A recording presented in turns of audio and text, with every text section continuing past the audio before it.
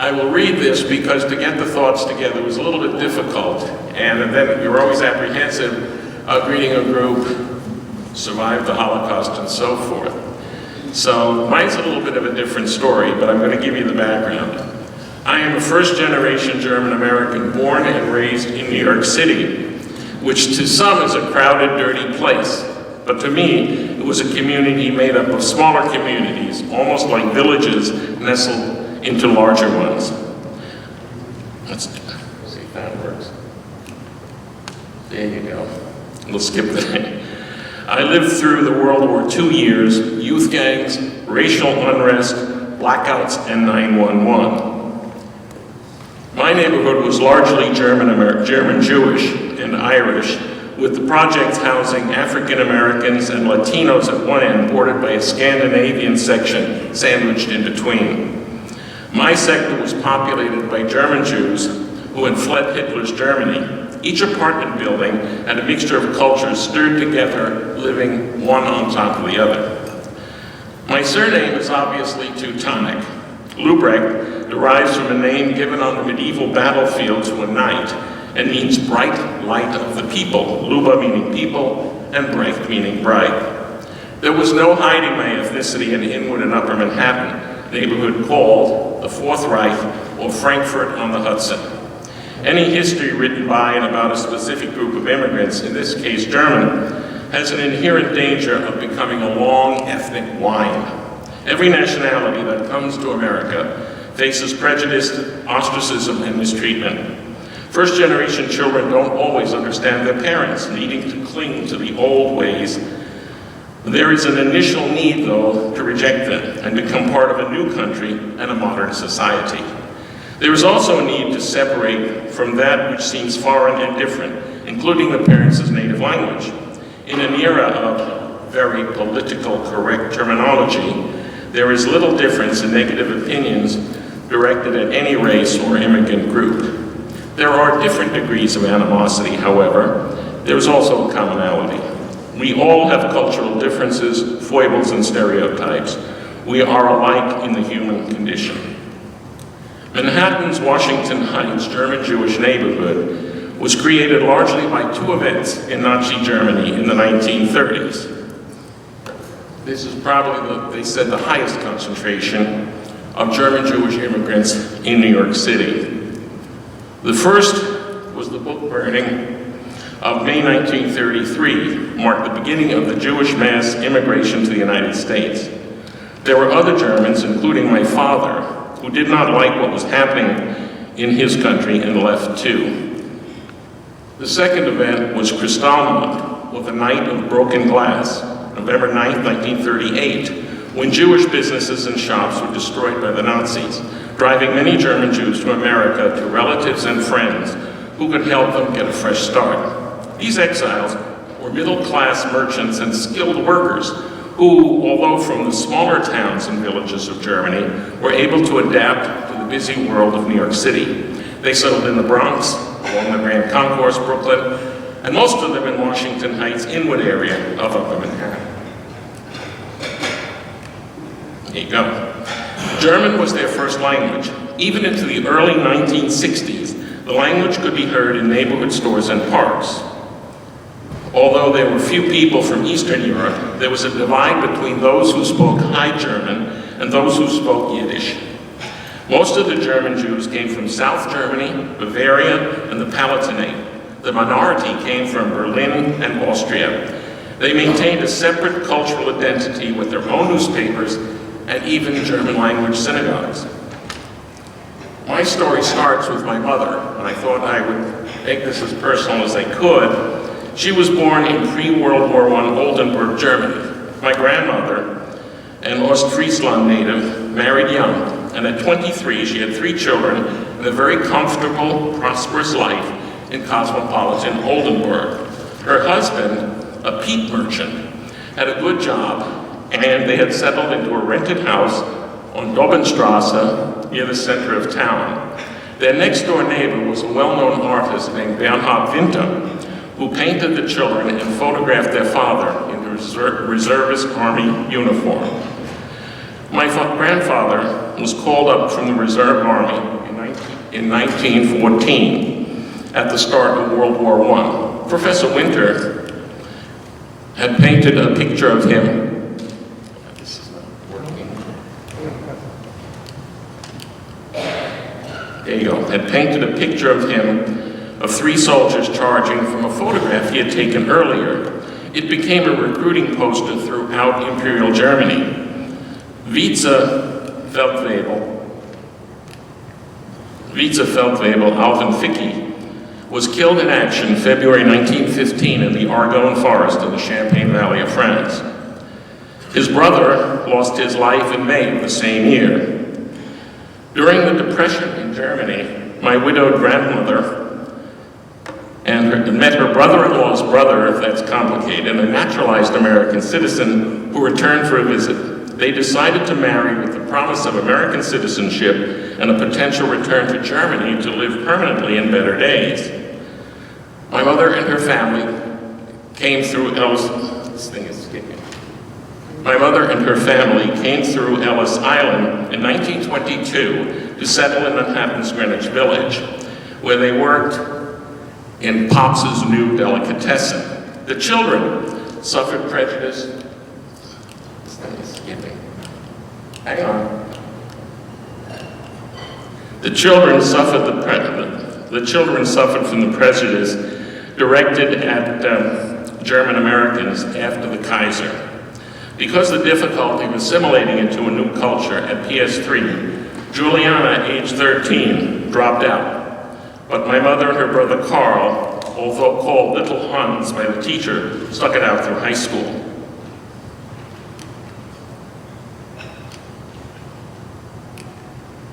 My father was born in Reutlingen, South Germany. His father survived the war, but left his family for an ugly divorce, unheard of in those days, that forced his mother to take her 3 children and move to live with an aunt in Stuttgart. At age 5, he was made to deliver flowers for his aunt's flower shop. When at 8 years old, he was bringing flowers to the railroad station when a French plane dropped a bomb on the crowded lunch hour area, killing many, but miraculously missing my father.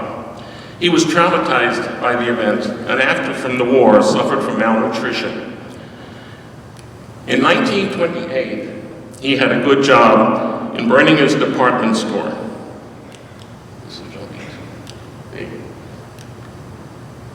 1928 had a good job in Breuninger's department store, and one evening the local Gauleiter tried to recruit him for Hitler Youth.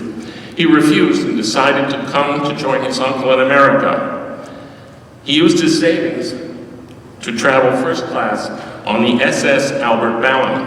Uncle Christian went to Ellis Island to pick up my dad, unaware that first class passengers would disembark at 42nd Street Pier before the lower class passengers would take it to Ellis Island. My father sat alone on his suitcase for hours, waiting for someone to come get him. The picture has haunted me for years. He started his new life in Valhalla, New York, mowing lawns and digging graves at Mount Kensico Cemetery.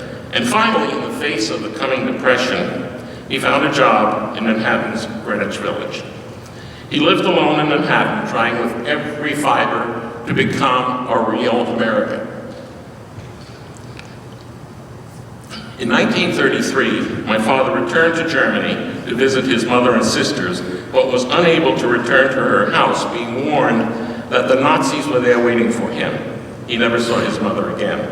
When he got back to the U.S., at a friend's urging,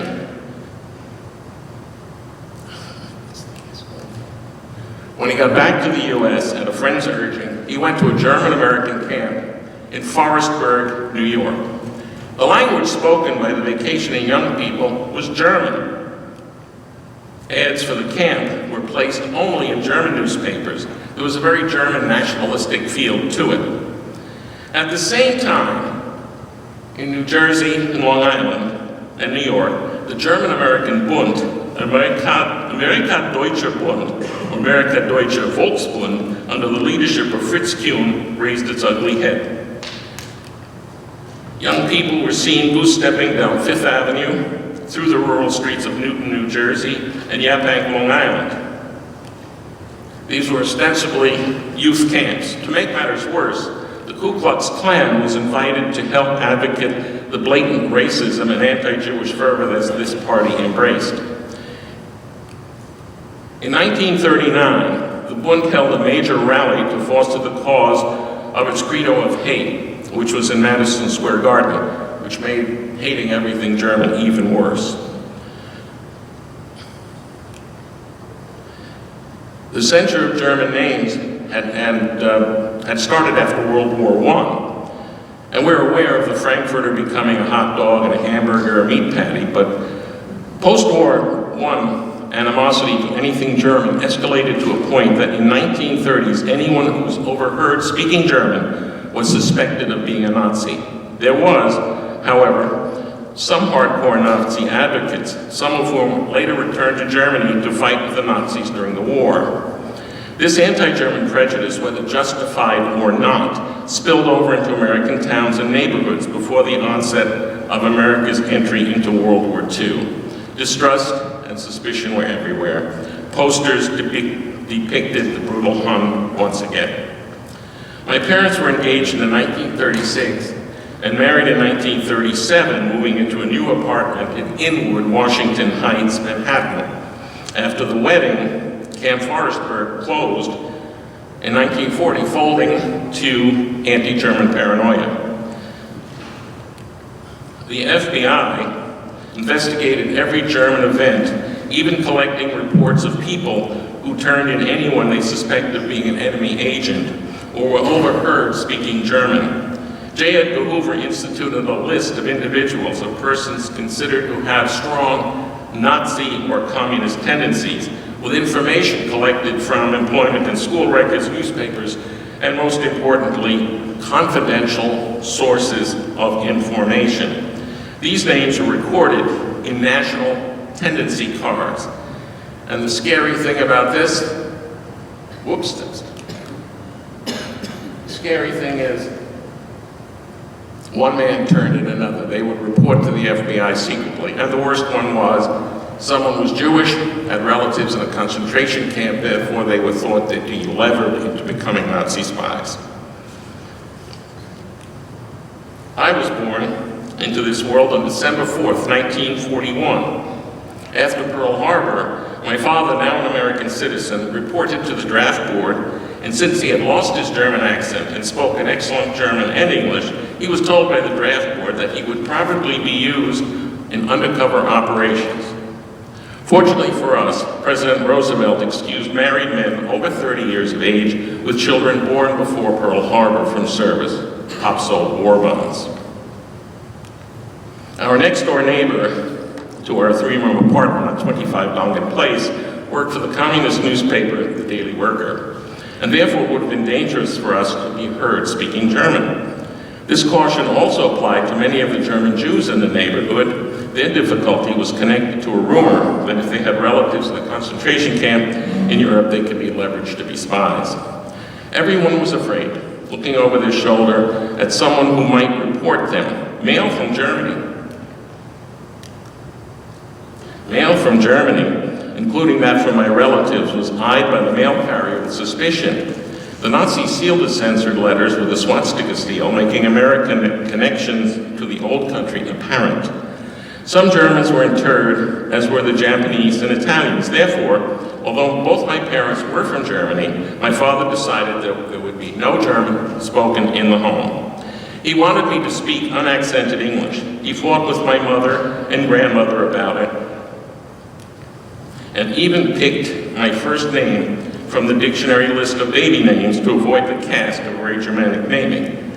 My ancestors in those days had very Germanic names. The prominent name on the male line of my ancestors is Adolf, which obviously lost popularity in 1941. I remember little of the war, only the fear when the sirens went off and we had to black out New York. The ration books that were carried, so because food was limited, or we carried cans of bacon grease to the store for extra rationing. My toys are made of plastic. And I do remember women drawing lines on the back of their legs so it looked like they had seams in their stockings because none were available. When the war was over, I remember my father taking me to the top of Inwood's Fort Tryon Park to see the battleship Missouri sail up the Hudson River. I was ready to start at PS 152 in Manhattan. My first grade year was 1947, and I was selected for an experimental class labeled intellectually gifted. I was one of 3 Christian children in an all-Jewish class. My family attended a German Lutheran church, and I could barely understand what being Jewish meant. My grade school teachers were all Jewish women, and because of the community climate, education was most important to the immigrant parents who wanted a better life for their children.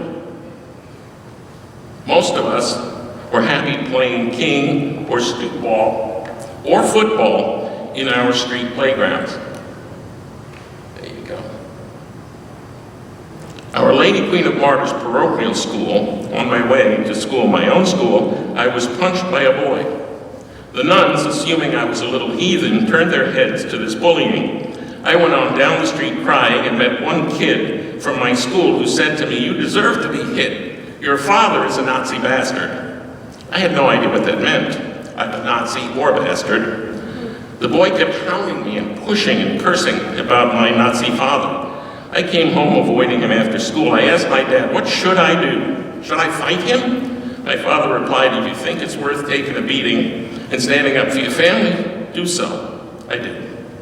I was 6 years old, not that I remember much about the incident, except that I was mad enough not to feel him hit me, and that I was unable to stop the taunting with my fists. My classmates attended shul while I went to Sunday school. There were 10 to 15 synagogues in the neighborhood, not counting the smaller storefront institutions. They went to summer camp. I went to a cabin with my family. We celebrated Christmas. They celebrated Hanukkah. We went to Easter services, often during Passover. Our teachers at PS 152 worked very hard to give us all a strong multicultural background, long before the modern diversity instruction. We sang Hanukkah songs and Christmas carols. We exchanged gifts and spun the dreidel. We learned African American history and were taught to sing Negro spirituals. We were required in music appreciation to learn to identify the famous pieces by Mozart, Brahms, and Beethoven. In 5th grade, we were taken once a week to a school in Harlem, and then once to a Latino school, and they all came to us. We were learning choral speaking, using James Weldon Johnson's The Creation, under the direction of the Harlem Renaissance director, Harold Jackson. Our group of multiracial, multicultural 5th graders toured New York City, and as a part of it, we even got to meet Langston Hughes. Despite the emphasis on multicultural studies, there was an ethnic division in our class. There was a group of boys, and I still remember their faces and names, who struggled to remain superior to the rest of us. Anything I did, they did better. Anything I had, they had better. In 2nd grade, their favorite trick was to hit my arm as they attempted to fill the inkwells.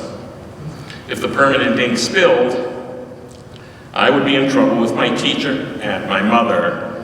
They also dumped your books on the ground whenever they had the chance. There was an animosity amongst these few boys that I never understood.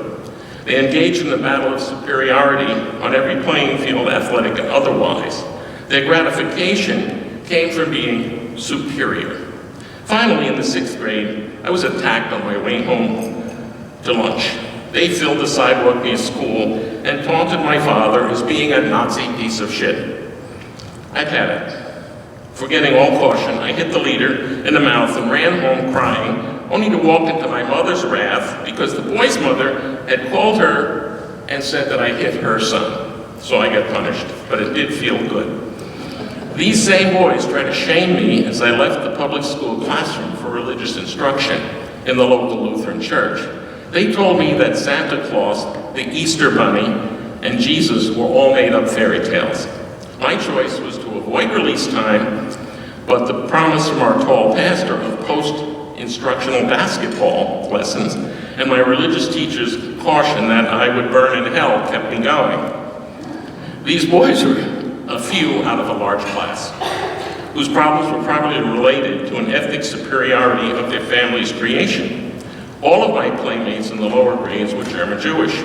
In second grade, my teacher wanted to have us perform Christmas carols in German, unaware of my classmates' family's flight from the Holocaust in Prussian Poland. Her mother went to school to protest, and my mother went along. They both felt the choice would be inappropriate. Mother was dubbed a righteous Gentile, and they remained friends for years. There was a common bond formed in the similar immigration and ethnic backgrounds, which in the majority of cases overrode the religious ones. My grandmother had an expression, man spricht nicht davon, which means one doesn't speak of it. The expression was true in our day for many of us. The Holocaust was never mentioned at home or to each other. We were protected from the horrors of the late wars. I never knew anything more about my grandfather other than he died in World War I. I didn't know the plight of my relatives on the other side of the Atlantic who suffered until the war was over. One cousin's family was living in an abandoned chicken coop. A Jewish classmate of mine and I recently talked about the Holocaust. His family had come to the neighborhood much earlier from Poland, but they never mentioned it. Education in our neighborhood was the sole objective. When I went to junior high school 52, we faced more challenge than our religious differences. We were pushed through, no choice. We did 3 grades in 2 in a rough school. When a murder occurred in the area high school, our mothers and fathers sent us to one of the specialized New York City high schools. Fortunately, I made it into the Bronx High School of Science, which was probably the best thing that ever happened to me. I was 13 and a half years old as a sophomore and one of the 75 non-Jewish students in a class of 750. Our major concern was not sports or class ranking, but only education. It wasn't until our 50th class reunion that we talked privately about the Holocaust. I was asked quietly, as the only Gentile at the dinner table, why the subject never came up. We finally drew the conclusion that we, even as youngsters, felt that we were Americans and that we needed to look forward in our lives. Many of the class of 1958, mine, are still active as writers, doctors, educators, and lawyers.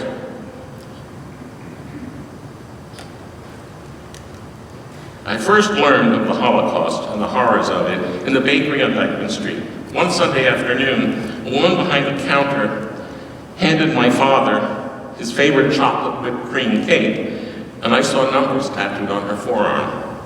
When we got home, I asked him about them, and he explained that the marks on her arm were part of the war which tortured and killed people by the evil dictator Hitler.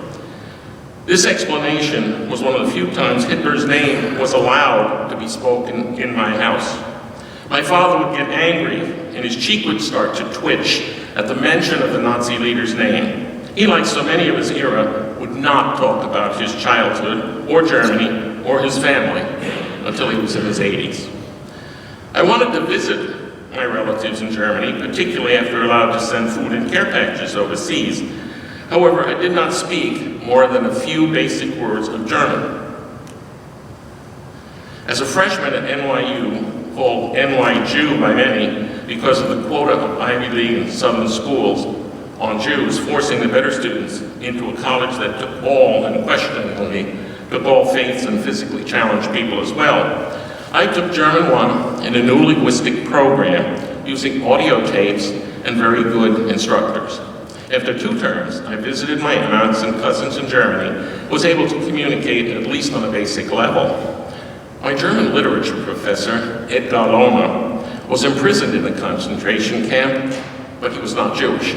He refused to teach the Nazi party line, and therefore he was imprisoned. Therefore, as I grew older, I became more and more interested in Holocaust studies. After first year of college, I met the relatives I have in Germany, but the conversation was always limited to the present. Only after research did I discover the truth about their involvement with the Nazis. My grandfather, World War I veteran, died unhappily, pushing a pencil in a finance office after losing his job as a builder in the German Depression. He could not get the job until he joined the party.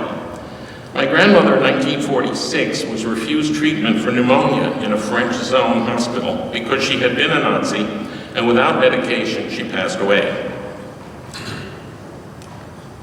My cousin Hans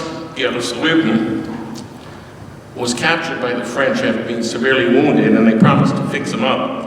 And he was given the choice: he could either die or go into the French Foreign Legion in Indochina, where he returned 10 years later. Mother didn't know that he was still alive. Cousin Henrik Willem walked back from Russia, sleeping in the day and hiding at night, and cousin Hans Meyerhoff in the middle. We don't know where he died in Russia. The Geddes Rubin family, Hans's family, was forced to march out of their house by the Russians and lived in the abandoned chicken coop. My uncle Carl was my war hero and godfather. He fought in the 755th Tank Battalion in Italy against the German army and was decorated with the Croix de Guerre by the French, who had killed his father in World War I. Then there were my Jewish relatives. I didn't know about them. My great aunt had married a Jewish man, and they had 2 boys. They had fled to Czechoslovakia. And after the war, one son, don't know which one, fled to Tel Aviv and became a puppeteer. Sadly, there were 3 Jewish Lubrechts murdered on their way to Auschwitz in Dublin, Poland. That's all I know about them. Except in 2 occasions, I have felt no animosity growing up in the Jewish neighborhood, and learned then that celebrating cultural differences makes more sense than emphasizing the differences between them. When I retired from public school and began to teach in the colleges, I first felt the sting of discrimination and hatred. When the German Pope revealed his connection to Hitler Youth, one colleague of mine said, "How terrible, a Nazi Pope." And I replied that every German youth was pressured to join Hitler Youth. And his answer was, "You all say that, you're all Nazis." I said, "I'm born here, my father ran from the regime." His answer, "You all say that." Another history professor, after discussion of new diversity center in the college, and my remark about the contributions of German Americans, said, "No need, you're the Nazis and we need not talk to you." And this was 2 years ago. The ethnicities have changed in the old neighborhood, but vestiges remain. McDonald's has replaced the old Alpine movie theater. 25 Dungan Place still looks the same as I remember it, but without our gatekeeper, Sam Udovitz, a severely wounded World War II veteran of Russian Jewish immigration. He served as our friend, our message keeper, and fellow Yankee fan. Gone in the modern age of political correctness are the voices of mothers yelling down to the streets, as we said, "Go to the Italian, boys, and get a pound of grapes," or "Go to the Jewish deli and get some Novi Lots, only lean and thin, and with some bagels," or "Go buy the Irishman for the newspapers," or to the Greeks for fish. My dad, this thing is doing 2 at once. My dad even dubbed our German delicatessen owner, who attended our Lutheran church, as the Kirchenginger. There were kind labels and in every way respectful of cultural dignity. I am still in touch with some of my classmates who are working today as doctors and lawyers and educators. We laugh at our good times in the past, and I guess we decided to look forward. We cherish the memories of our parents who came to this country and had to find a need to forget the negative connotations that are attached to all cultures. We need to bury the anger toward the past and keep in memory the struggles of our forefathers, and I think the lessons of injustice and malice as well. My family has a long tradition of Lutheran ministry, and when my wife and I go to Europe, we try to attend the family churches in the towns where they went. I was in one church, and this is my great-grandfather in Mikkelsbach on the Bilze. He was a minister there. I attended one church on Israel Sunday, and the minister's first words of his sermon were, Jesu war ein Jude. When we left the church, there was a monument to the Jewish people of that town that had perished in the Holocaust. Time and remembrance had moved on. I do not resent my immersion in the past, post-war Jewish neighborhood. The animosity came as usual from the few bullies who needed to feel superior. However, the experience colored my life with tolerance and an irrepressible curiosity, coupled with the pride and achievements of my own heritage. However, today, after growing up German, I resent any animosity directed at my family background. Now, many of the class of IG1 succeeded. This is my boyhood buddy Chucky, the only other non-Jewish young man in my class. He's a professor, retired professor from Columbia.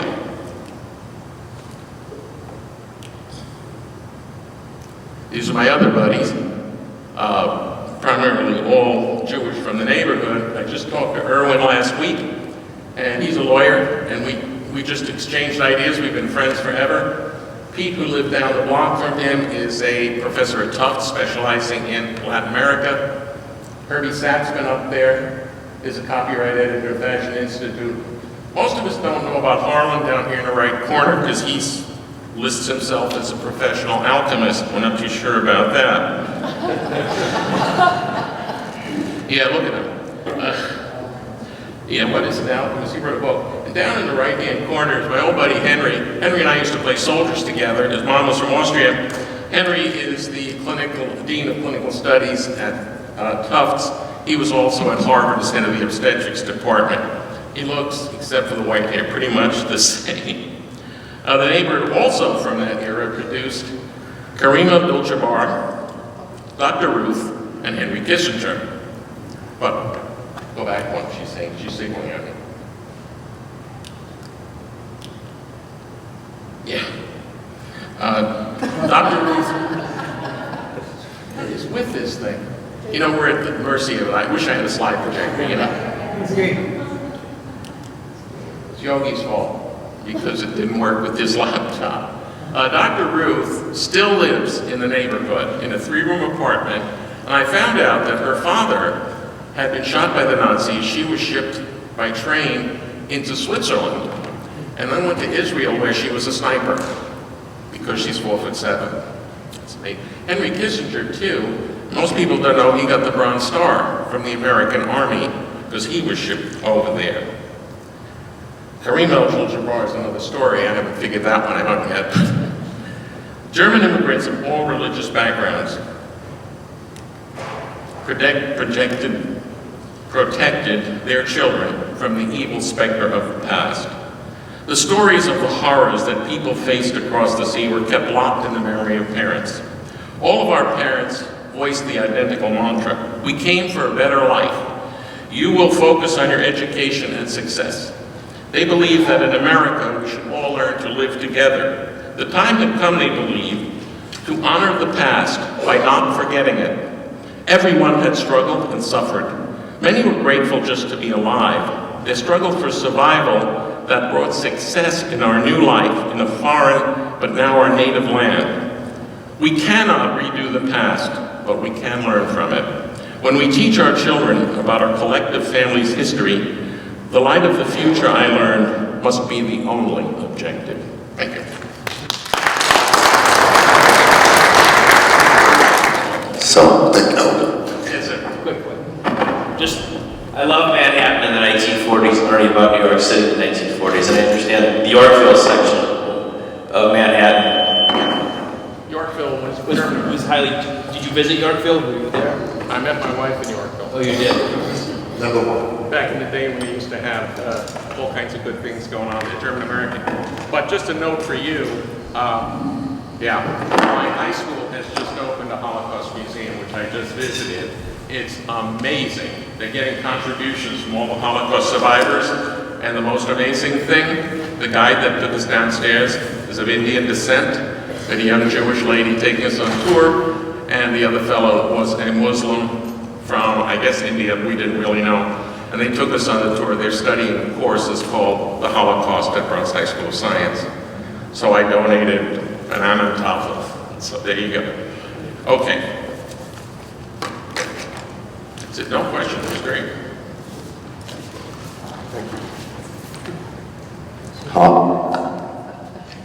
Yeah, some technical problems to be solved, but anyway, now we don't have to solve technical problems. First of all, thank you very much, Peter, for deep insight. Thank you very much. And now we have to care for something else, for our stomach, I expect. And therefore we have a buffet standing over there. Please feel free to get your plate filled up. Reach her to whatever kind of seat you find, and then at 2 o'clock we will go on with the next podium. Thank you.